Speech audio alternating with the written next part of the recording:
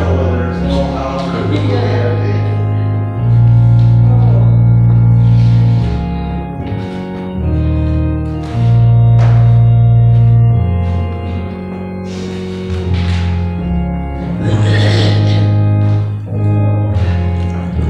So somebody put a Facebook post on a soybeans cost embedded into I've seen 2x4s put into trees. I heard a comment about 2x4 being ran into the ground or something. How far down it was. My goodness, the destruction that was. Yeah, they said there's a nice Victorian brick house up there on 127, and I guess it just took the top right off. Yeah. Yeah, we were lucky. Everybody at Wayne Lakes, where my houses are, they were calling me, asking me what to do, and I said, you need to go to there's no basement in two of the houses. Well, I told him to go to the third house has a basement, and when I called him, he said, I don't want people in my house, and I said, there's a freaking tornado coming, they're not gonna rob you, just put them in the basement, so.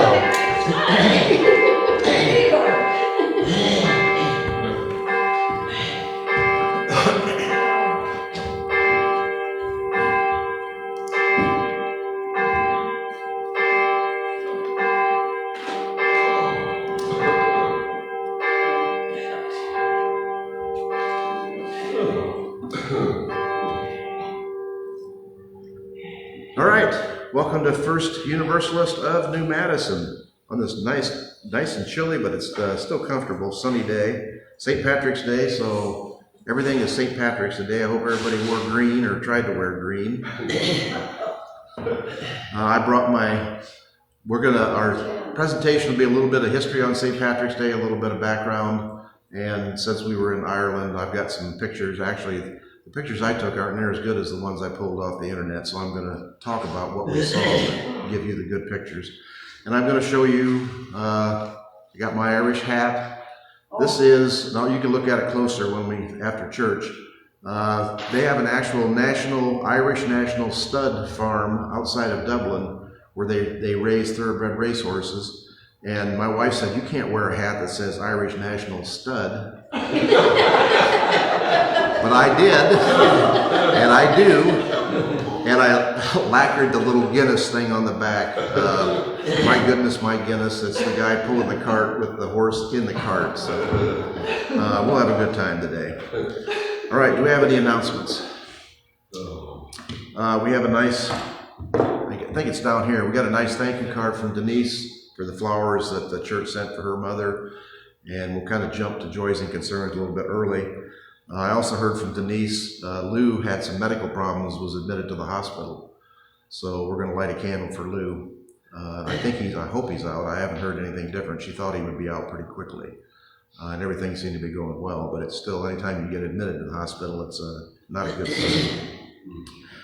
All right, our prelude is hymne. I don't think you pronounce the E, perhaps. You don't pronounce the E?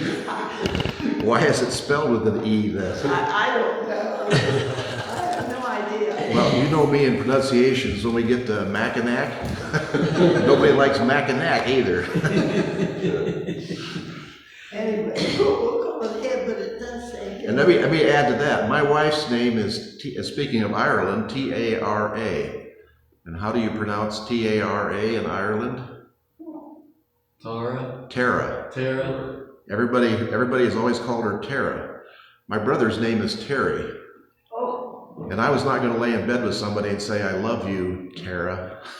So I call her Tara. So it's T-A-R-A, Mackinac, and hymne. That's just the way it is.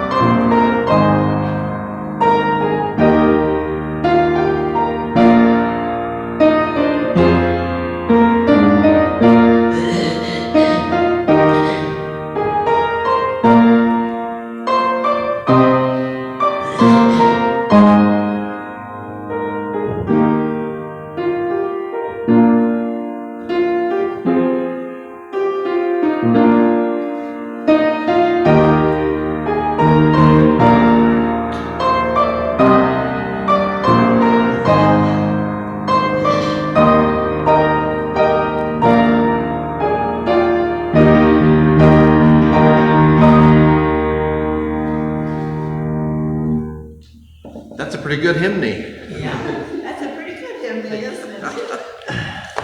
All right, our chalice lighting for this morning. Actually, we might as well go on with the comedy show here. I think I sent this out last year. I don't know how many of you saw this. You all know that St. Patrick drove the snakes out of Ireland. This is a picture of St. Patrick driving the snakes out of Ireland. Are we there yet? I have to go to the bathroom. How much farther? I'm going to be sick. All right, like the first hint of green. At the first hint of green begins to peek through the barren ground, and that little sprig grows into a healthy stem. As that stem grows into a stalk and forms a bud, as that bud slowly opens with each new day to form a yellow daffodil. Let us be, like that first hint of green, renewed by the warmth of the sun's rays, and ready to emerge with a new energy, ready to face the day. We light this chalice to bring a glimmer of that warmth into our space. And I've got daffodils. These are from home. They've been in there 10 or 20 years, so they come out pretty good and pretty healthy. There's daffodils planted all along the front wall there at the church, and I see they're coming up. They're just not there yet. So by the end of the spring, we should have them. Our opening hymn is 205, Amazing Grace.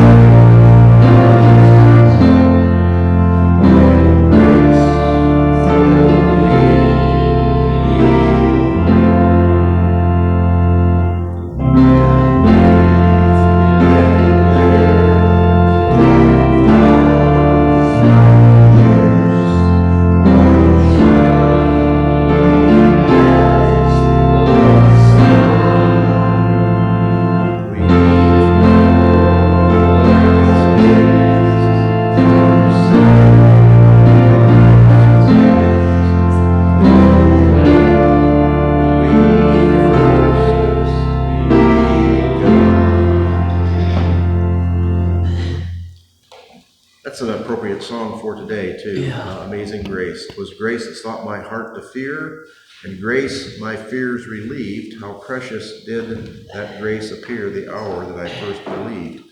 I'll give you a little prelude from the presentation. I'm sure you know that St. Patrick, or maybe you don't, St. Patrick was not Irish. St. Patrick was a Roman from England, from Britain during Roman times in the 400s. He was captured by pirates and taken as a slave to Ireland.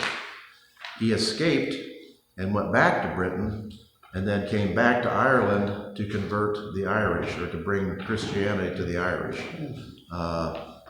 a sense of grace, who was a prisoner and a slave, who forgave his captors and came back to save them. A real sense of what grace is involving.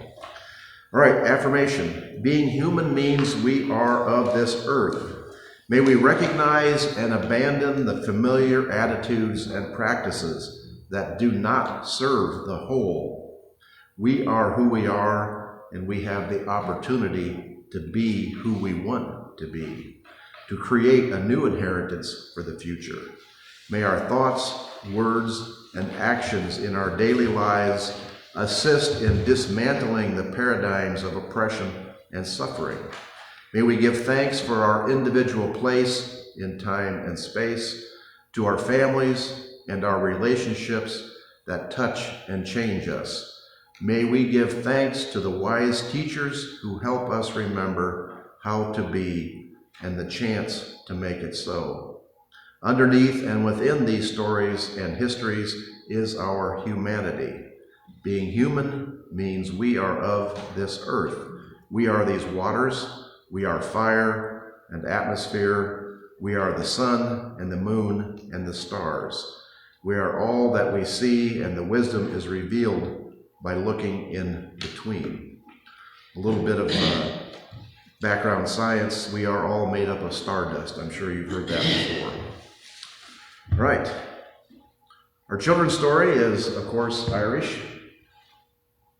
And Liam Nilsson is the perfect person for it. And we'll see if it plays.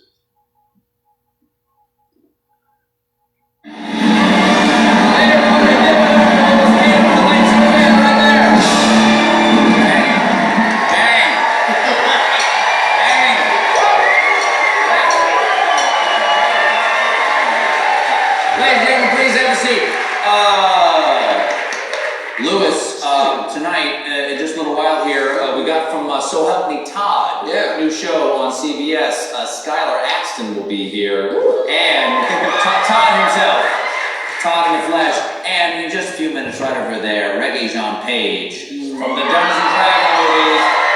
We know him from, what's it called, that one? The Brookington, what was that thing called? The Bridgerton. Witherton?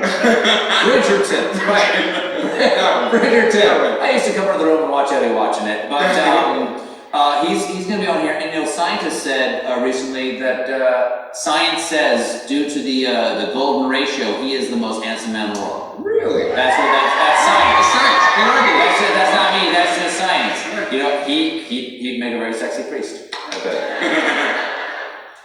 Folks, this Friday is St. Patrick's Day, and I am so proud of my Irish heritage. I wear it on my sleeve, which is almost as pale as my thin, translucent skin. We don't produce collagen. Sadly, for some reason, the holiday that ends with scraping green vomit and teeth off your shoes can sometimes contribute to harmful stereotypes. But there is a constant threat to the dignity of Irish people, and more importantly, to the dignity of Irish celebrities. Thankfully, one of those celebrities just recorded a public service announcement to address it once and for all. Seamus? Hi there. I'm dramatic Irishman Liam Neeson, and I'm here to address a very serious issue affecting my countrymen. I'm talking, of course, about Irish name awareness. For centuries, my people have been having their names slaughtered by Americans who don't know how to pronounce them properly. So please, remember, it's Saoirse Ronan, not She Sells Seashells Ronan. Donna Gleeson, not Dorney Gleeson. Sinead O'Connor, not Sinai McDonald's. Katrina Balfe, not Cat Rhino Barf. Cillian Murphy, not Silly Man Christopher Nolan guy. And Kenneth Branagh, not, as I've heard many of you pronounce it, Kenneth Branagh. So before you speak an Irish name, think of the suffering you may cause my people. People you may know as Connie O'Big-Bomb, Manobus, Colin Fecal, Pete Brastra, and even myself, Lyle Nelson, a.k.a. Leslie Nielsen, a.k.a. Ray Fiennes. So this St. Patrick's Day, I'm begging you, please, say our names correctly and don't fall prey to lazy Irish stereotypes.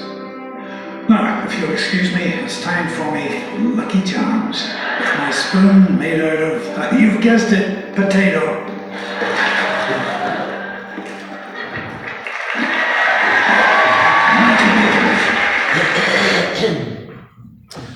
All right.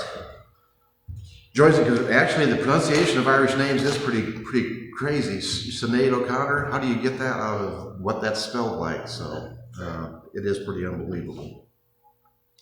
Joys and concerns. We have the sunflowers for Ukraine. Things continue to go downhill for the Ukrainians. The U.S. Congress, the conservative wing of the Congress, is holding up any support for the Ukrainians. They do not have the materials to defend themselves, basically, and the Russians are just throwing masses of conscripted troops who have no idea what they're doing. I heard a recent report that in Russia, they had, I don't know, like 300,000 people in jail before the Ukrainian war, and there's only 150,000 people left.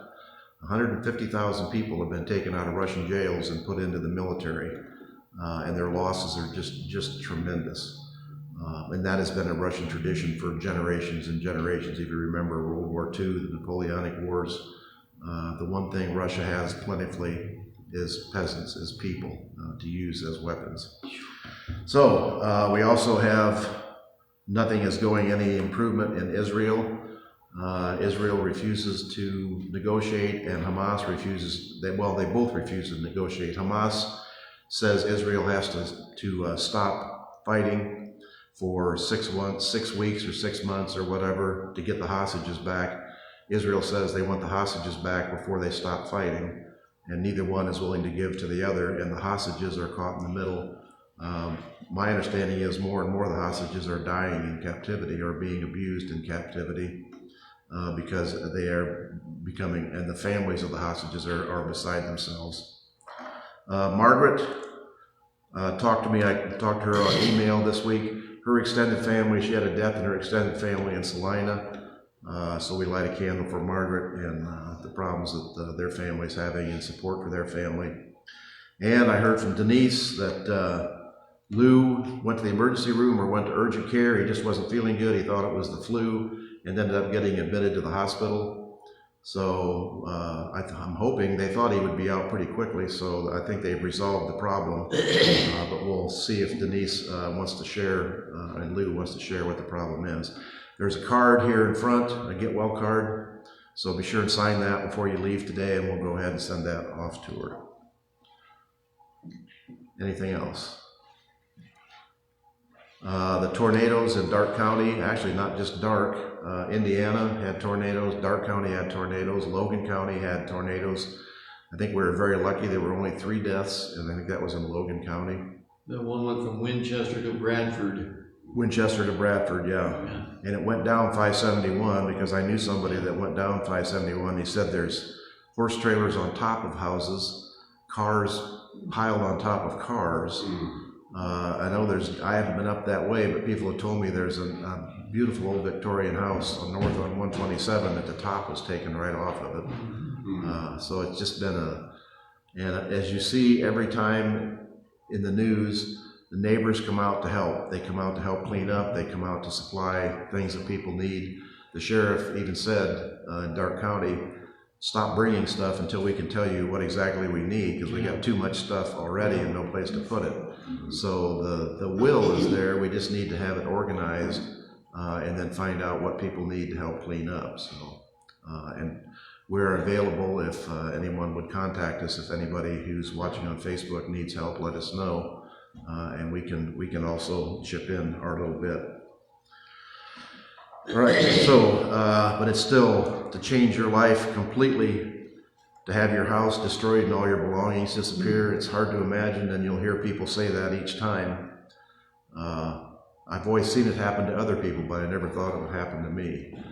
But you have to be aware that it can happen to you. And my particular experience, I have 3 houses in Wayne Lakes, all in a row. Two of them don't have basements, and one of them does. So the people from one of them called me and said, what do we do? There's a tornado warning for Miami County, Dark County and Greenville. They say it's coming right toward Greenville. And I said, well, let me call the guy in the third house and see if he'll let you into his basement. And the first thing he says, I don't want other people in my house. So I was kind of dumbfounded. And I said, okay, the other house, the cottage that I rent out has a basement, but it's like a walk-in basement, but you can get to the back of it. I'll call the other person and tell them where the key is, and they can open that up and go in there.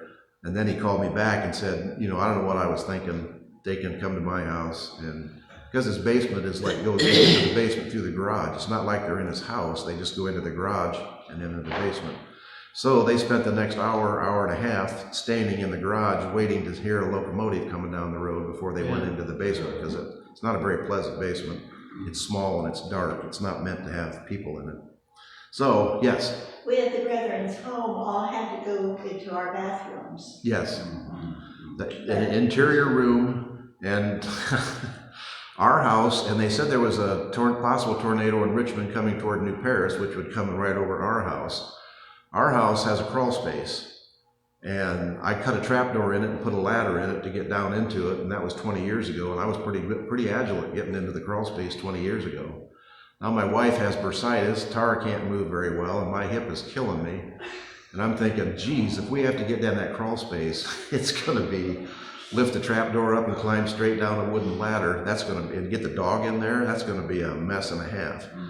But we have an interior bathroom with an interior closet, a linen closet in the bathroom. And I told her 2 or 3 years ago, what I want to do is line it with 2x6s and then 3/4 inch plywood, and then put the shelves back in so you can have all your towels and sheets and the sundries, all that stuff can be in there. But in case of a tornado, we'll pitch all that stuff into the bathroom and we can get in and close the door. And I don't think anything would take a huge tree to crush 2x8s and 3/4 inch plywood, and we won't lose, you'll only lose like 2 inches of space around the outside edge.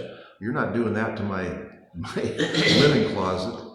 So I don't know if she's rethinking that now when I show her the hole into the crawl space. She might be rethinking that.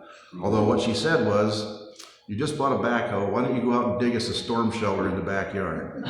So I have a feeling between the linen closet turning into a shelter and me digging a hole in the backyard, it's going to be the hole in the backyard. So, and we can use it as a root cellar, so it's not all bad. Okay, we'll light one final candle, and I like that little saying. We light this last candle to remind us that some of the most exuberantly felt joys and painfully felt sorrows lie unspoken in some hearts here assembled and on the greater plane. Okay, the message. You can see the Irish clog dancers. Everybody loves those.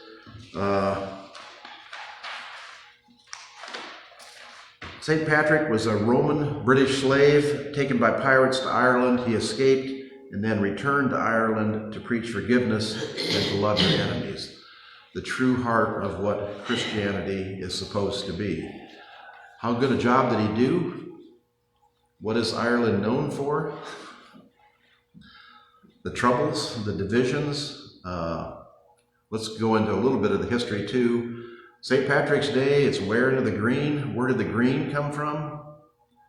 St. Patrick was actually canonized in Britain as a British priest, not as an Irish priest, when he died. And the King of England, King Edward, this was in 560 or 570 something, prehistoric times for us.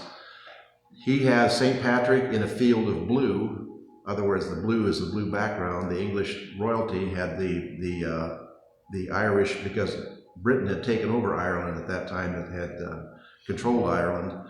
They made the Irish harp, the golden harp of Ireland, on a blue background. Green came from Ireland because the Irish rebelled and said, we don't want anything to do with the English. We'll keep the Irish harp, but we're putting our Emerald Isle, we're putting green down as our color. So green became the color that Ireland is famous for. And actually, it became more of a color and more noticed by the Irish who came to America, were the ones who really started wearing the green. They were the ones who started dyeing the river green. Let me know how that started in Chicago. they used to put green dye in to see if there were people whose sewers were running directly in the river instead of going through the treatment plant. And this is in the 1800s when they had septic tanks and settling places. And they would put just a little bit of green in to see where the green would come out. And somebody had the great idea of they put in 40 gallons of green and turned the river, Chicago River, turned it green for like 4 days. So now they just put in like 5 or 10 gallons and turn it green for a few hours on St. Patrick's Day. But that's where the idea of green came from. Also, in the history of Ireland, the Irish came to America as refugees. Why? You've all heard of the Great Potato Famine. Let me show you. Anybody recognize this? Blarney Stone. Blarney Castle and the Blarney Stone. I have pictures of this, but my pictures are nothing compared to the nice pictures that they took, so I'm going to show you their pictures.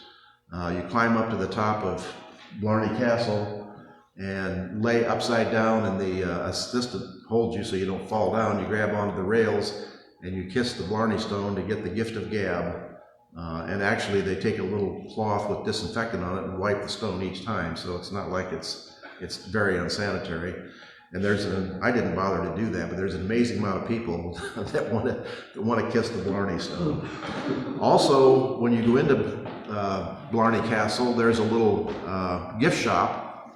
And in the gift shop, I picked up a little book that has the history of the potato famine and saw some pretty interesting things in there. Did you know that during the potato famine, and this was when the English lords came over and took possession of the Irish property, and the Irish were relegated and reduced to being peasants in their own country. They were the serfs, they were the people who worked the property, and if they behaved themselves, they were allowed to live in a cottage on the property. And they were given a little plot of land, a quarter acre or an eighth of an acre, and that's where they grew the potatoes that they lived on. And that's what the populace basically lived on, with potatoes.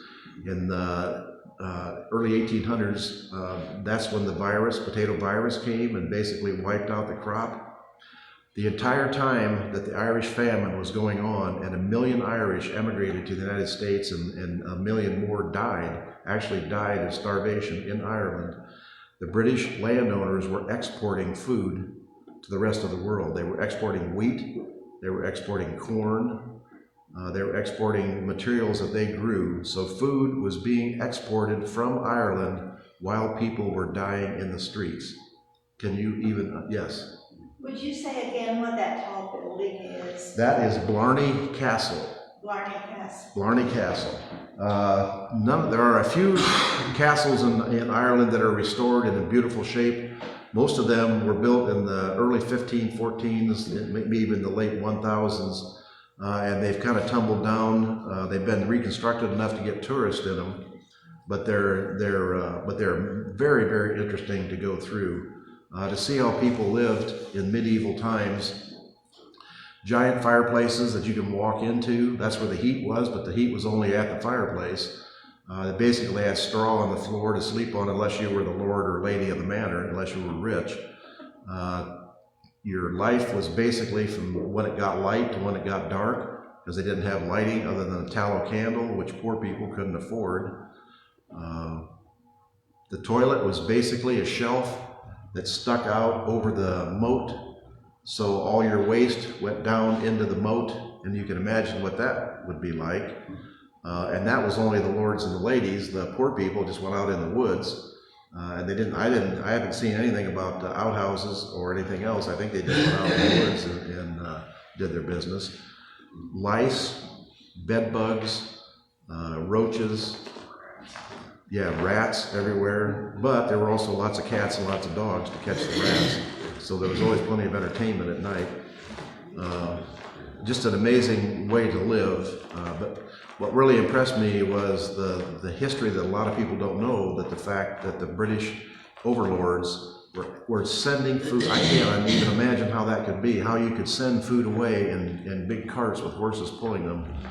And there were people starving on the street and actually dying on the street. But we kind of have a picture of that today. If you listen to Israel and Gaza, the hospitals in the Gaza Strip have all been almost all closed. There are pictures of kids who have special diets. There are kids who have deficiencies, that they can't digest regular food, like they can't digest milk or porridge or rice, and they have to have special food. 20 or 30 of these kids have starved to death in Palestine because the Israelis do not allow the supplies in to feed them. So the same thing is still happening today, and the Israelis will not admit this, and you can't tell with the Palestinians because Hamas turns everything into a propaganda battle. But the fact that kids are dying is indisputable. I mean, they have pictures of the kids who are dead and starved to death. You can see the little skeletons. So, and they were in the hospital and they were living until this time. So the end result, and they were not even allowed to be evacuated from the hospital. So it is a terrible situation. Okay. St. Patrick's Day is celebrated annually on March 17th, the anniversary of his death in the 5th century. Let's see. Have you reviewed it or reserved it as a religious holiday for over 1,000 years? It falls during the Christian season of Lent, and Irish families would traditionally attend church in the morning and celebrate in the afternoon. Lenten prohibitions against the consumption of meat were waived, and people would dance, drink, and feast on the traditional meal of Irish bacon and cabbage. And I'm not sure exactly, I tried to find out what Irish bacon was, but what happened to it in the United States? It turned into corned beef and cabbage. And the reason it turned into corned beef was corned beef is a really cheap cut of meat. When the Irish came as immigrants, they were despised. And you all know the stories about no dogs are Irish allowed in here. You know the stories about the Irish being castigated as dumb and alcoholics and lazy layabouts. The Irish provided the workforce for the eastern United States when those million Irish came and worked. And that is an interesting, we talk about the antagonism toward immigrants. The Irish were one of the first waves of immigrants. The Germans came, the Italians came, the Hungarians came, the Polish came. People came from all over the world, established communities, and particularly the Irish were good at organizing. And when they populated a city, like for instance Boston, they became the political powerhouse. If anybody wanted to be elected, which was one of the strong points of the United States of America, that we had free, more or less free elections. People who came in and qualified to vote could elect people who represented them. That is the one difference between the Irish, the Polish, the Italians, the Russians, the Germans, and the black population. Is the black population had a terrible time establishing a chance to vote, to bring their own people in. And the same things happened with the Irish. You had corruption and nepotism as you have with any group. So there's no real difference there. But it's a real interesting history that the Irish are now proud Irish Americans, but they were despised, kind of like the Chinese when they came in were despised as lazy and strange people with strange habits. So prejudice is there all the time. That is the point of critical thinking. That's the point of being aware of what's going on, is to stop being prejudiced. You can't help what you learn. We've talked about this before. You can't help what your parents teach you, what you learn in grade school from the other kids, but you can help whether you express that, whether you do something about it, whether you act on it. You can stop and think about what you're thinking and what you're doing and what your actions are. So the first St. Patrick's Day was celebrated around the 9th or 10th century. Let's see. The first St. Patrick's Day parade was in 1601 in a Spanish colony in St. Augustine, Florida. The parade and the St. Patrick's Day celebration a year earlier were organized by the Spanish colony's Irish vicar, Ricardo Autor. So a Spanish colony had an Irish vicar, and of course the Irish were very prominent in the Catholic Church. And I'm sure you've heard the stories, and also in Ireland. Being a church, and the Catholic Church has had its problems all the way along, but I'm sure you've heard of the orphanages and the foundling homes in Ireland, where if it was always considered a sin to be pregnant without being married, and the girls were hidden away. They were taken to special homes where the nuns were in charge. They have discovered thousands, literally thousands of unmarked graves where these children were starved to death or beaten to death or neglected to death and died, and where the mothers died in childbirth. And the graves were never marked, never recorded. The history of the Catholic Church in Ireland has been pretty remarkable if you start delving into it. And that is kind of the same thing that happens when any group takes power and has unlimited power, when they control everything. As Lord Acton, which is a famous British philosopher, said, absolute power leads to absolute corruption. If you have no checks and balances, there's no telling what people will do, but it will not be good. Okay, more than a century later, homesick Irish soldiers were serving the English military and marching in New York City on March 17th, 1772 to honor the Irish patron saint.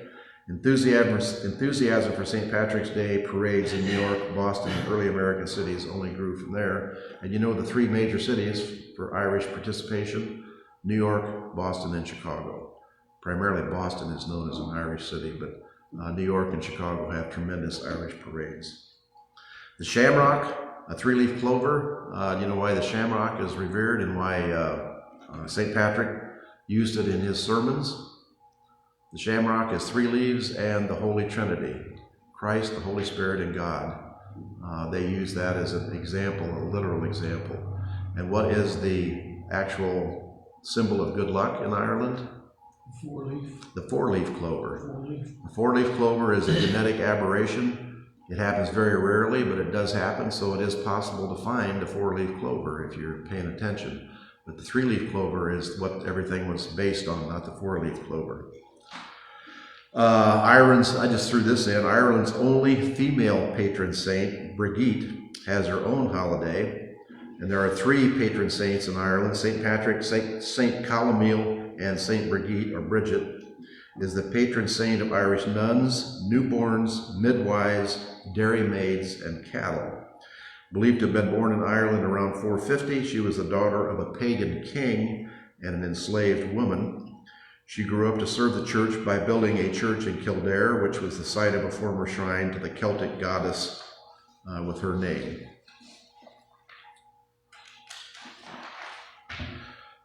She is said to have died in 524, and her memory was kept alive by the church, which canonized her as Saint Brigitte. February 1st is the public holiday in Brigitte's honor. Irish Americans are proud to show their heritage, but they were not always celebrated by fellow Americans. Beginning in 1845, this is the devastating potato blight caused widespread hunger. 1 million perished, 2 million abandoned and left. A quarter of the Irish nation came to the United States. Once they came to the United States, they were looked down as disease-ridden, unskilled, and a drain on welfare budgets. Where have you heard that before? All right, and then part of our trip, let me show you this one first. If you go to Ireland and you go to Dublin, you have to go to the Guinness Brewery. Here's my Guinness sign on the back, and I can show you that closer. It's changed a lot since I was there in the 1971 or 72. I can show you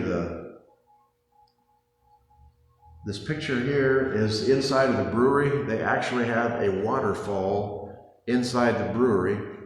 The Guinness Brewery Company brags that they have the purest, cleanest water. It's from County Wickford, just south of Dublin and Cork. They import their spring water from there, and I'm sure it's purified and double purified and triple purified. But to have an actual waterfall in the production area, and you are allowed to take the tour, you get to see the entire production area. It's like 7 stories tall, and there's a big restaurant at the top where you get a complimentary Guinness for taking the tour, and then you can buy all the souvenirs and everything else, and you basically acquire a taste for it. And I don't know if you've tasted Guinness. It is an acquired taste, but after you get used to it, it is really nice. And they have a special way of creating draft Guinness. They put a nitrogen capsule in the can, so it creates that little nice, clean, foamy head on the top, which I'll show you. And this they didn't have when I was there. Somehow, in that inch of foam on the top, they've managed to put somebody's picture in there. And how they do that, I have no idea, but it is pretty impressive. They take your picture and they put it on your glass of Guinness. That was not like that when I was there. You just got the paper cup with the Guinness in it. That was still worth it. So and we had a nice trip through Ireland. We went to the Hills of Tara, which is spelled T-A-R-A, but that's what it's called. So I have a picture of Tara in Tara. I've got pictures of the National Stud Farm. Even in those days, before I had horses, we were always interested in horses. And that is a pretty impressive place too. So that's about all I have on Ireland. Do you have any questions or comments on St. Patrick's Day? All right. Let's go to our offering. And we're going to hear, of course, When Irish Eyes Are Smiling.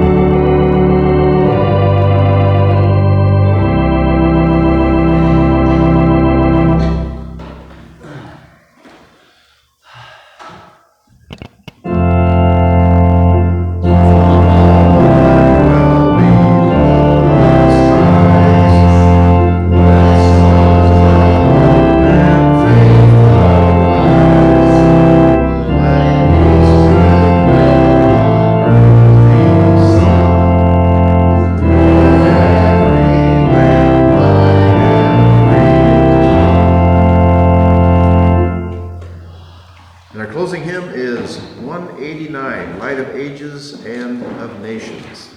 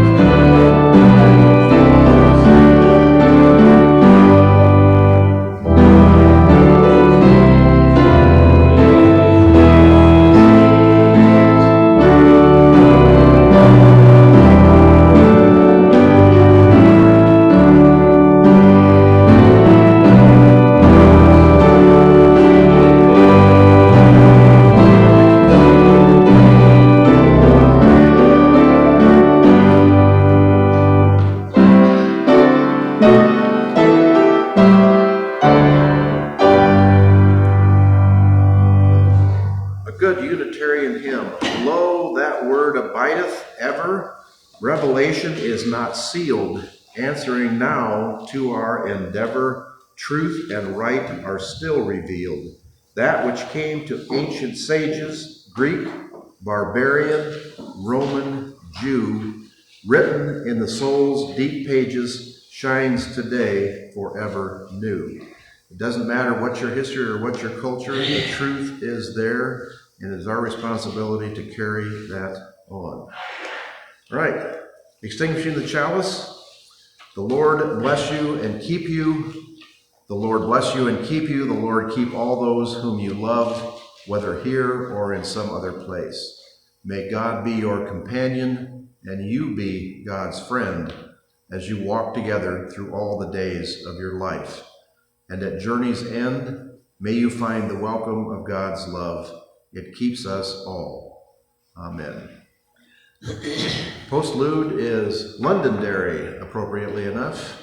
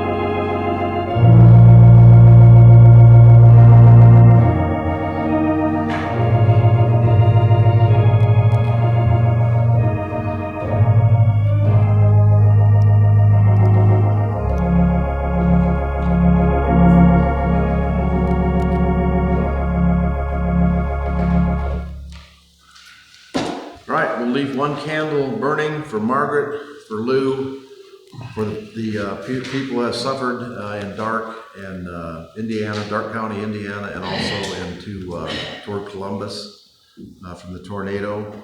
A candle for the population of Ukraine and the population of Israel, both Jewish and Palestinian.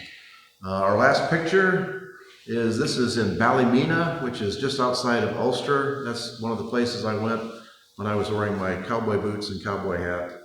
I've got pictures, but they're nothing as good as these pictures. The steeplechase is the national sport in Ireland.